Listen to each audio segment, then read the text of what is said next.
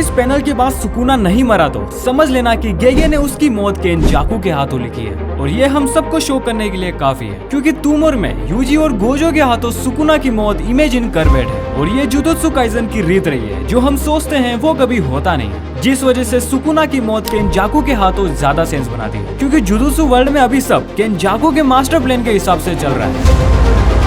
जैसे star vessel Rica अमाने की मौत, जिसके पीछे सिर्फ कहने को क्यू ग्रुप और स्टार ग्लोब कल्ट के लोग थे, जबकि बैक साइड केनजाकू था जो उन्हें कंट्रोल और मैनिपुलेट कर रहा था, और इसी वजह से हम चैप्टर 74 में उनके ग्रुप के लीडर को नहीं रिप्रेजेंटेटिव को देखते हैं, जो कंफर्म करने के लिए आए थे कि रिका अमाने मर चुकी है। एंड यही चीज थोड़ी वियर्ड थी। सबसे इम्पोर्टेंट काम को कंफर्म करने के लिए एक रिप्रेजेंटेटिव आया है, ना कि उनका लीडर या जो उन्हें कंट्रोल कर रहा है, क्योंकि केनजाकू तो गवर्नमेंट को भी कंट्रोल कर सकता है, तो ये छोटे मोटे ग्रुप क्या है, जैसे उसने कलिंग गेम के वक्त चैप्टर 201 में किया था, गवर्नमेंट को मैनिपुलेट कर गया कि कर्स एनर्जी जैसी चीज भी एग्जिस्ट करती है जो तुम्हारे बहुत काम आ सकती है। उनके लिए तुम्हें सोर्सरर्स को पकड़ना पड़ेगा, क्योंकि वही है जो कर्स एनर्जी को कंट्रोल कर पाते हैं। एंड गवर्नमेंट होती है लालची, जो केनजाकू के इस ट्रैप में फंस जाती है, जिसके बाद वो अपने ट्रूप्स कलिंग गेम में उतारती है, इस भ्रम में कि वो सोर्सरर्स को आराम से पकड़ लेंगे। एंड होता भी कुछ ऐसा ही है, वो छोटे मोटे सोर्सरर्स को पकड़ लेते हैं, लेकिन स्ट्रॉन्ग सोर्सरर्स उनकी फाड़ के रख देते हैं। फिर हमें केनजाकू का असली प्लान पता चलता है कि उसने गवर्नमेंट के ट्रूप्स यहाँ क्यों मंगाए, क्योंकि मरता हुआ इंसान सबसे ज्यादा कर्स एनर्जी रिलीज करता है, और कर्स एनर्जी की चाहत केनजाकू को किसी भी हद तक ले जा सकती है। एंड इसी वजह से मुझे ये भी लगता है कि गोजो को अनसील करना भी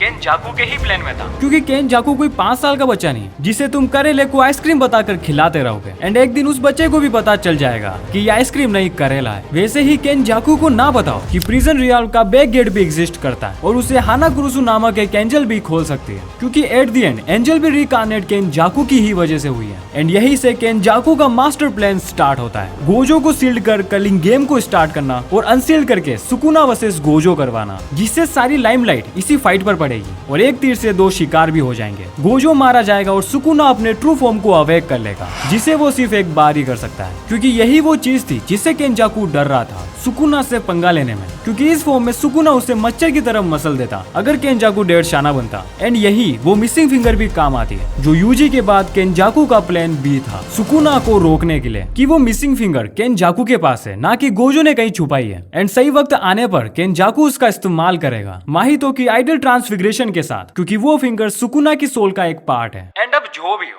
कोई फर्क नहीं पड़ता कि गेम में तुम किंग हो या प्यादे, गेम खत्म होने के बाद तुम्हें एक ही बॉक्स में जाना है। फर्क पड़ता है बस एक चीज से कि गेम को तुम कितने अच्छी तरीके से चला पाते हो, जो केनजाकू चला रहा है। एंड हाँ, ये एक थ्योरी है, तो इसे थ्योरी की तरह लो, ज्यादा डीप लोगे तो थॉट चोक हो जाएगा।